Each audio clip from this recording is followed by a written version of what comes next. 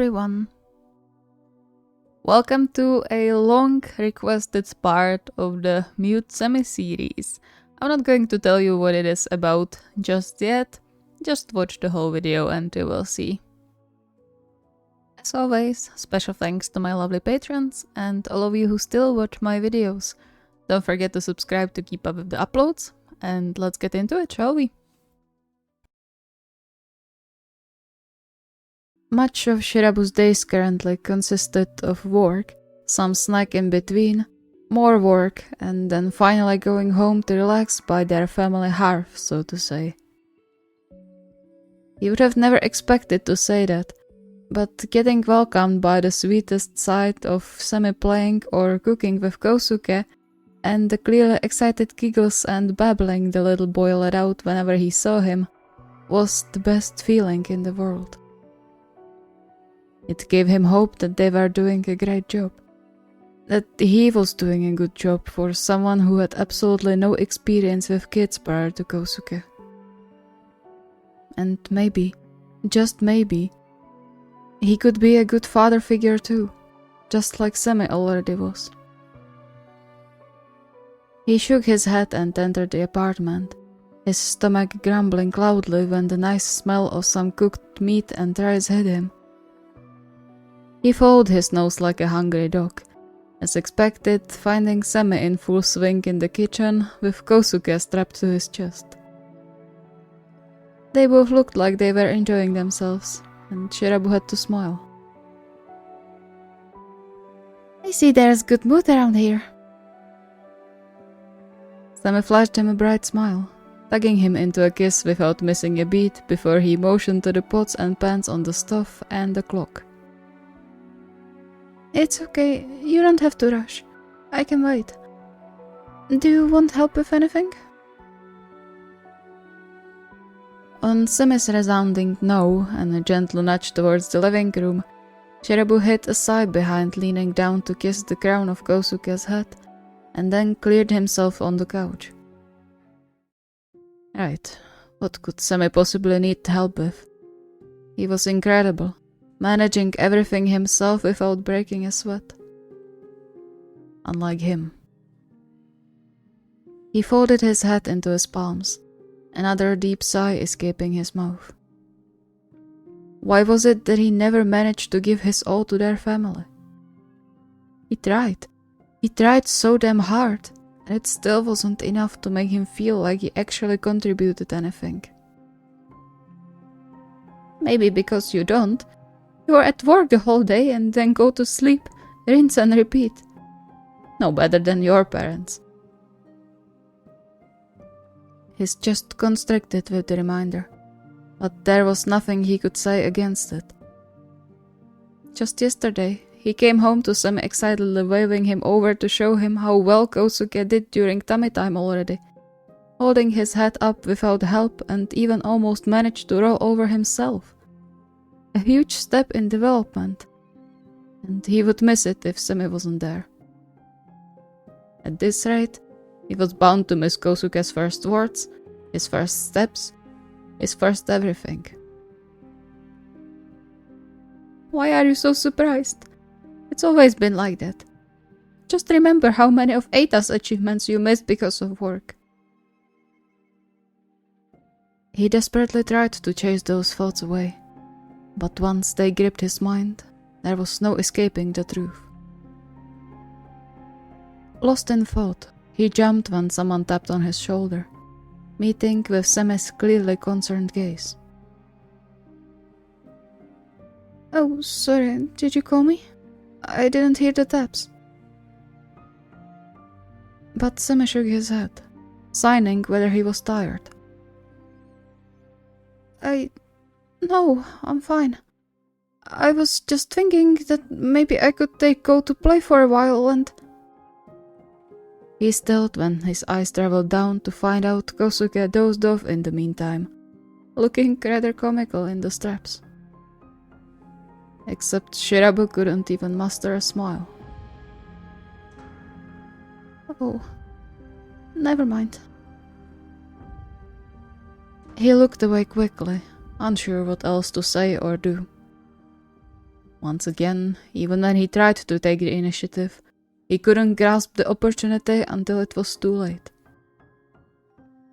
For a while, he was left alone with his slowly spiraling thoughts, before a warm presence settled next to him, and he was pulled into an even warmer hug. Sorry. The arms around him tightened, the light tickle of Semi's soft hair on his skin telling him Semi didn't accept that apology. Yet Shirabu still dared to be selfish and cling to his boyfriend as if he was a life vest, holding him up in the stormy ocean that were his thoughts, threatening to drown him if he just slipped. Now more than ever, he wished to hear Semi's velvet voice. Even if he told him off, he just wanted to hear it, just once. But he couldn't be that selfish. I promise I'll come home earlier tomorrow. The soft gust of air in his hair told him Semi smiled, the light kiss landing on his forehead, crumbling the last bits of the walls he built around his mind.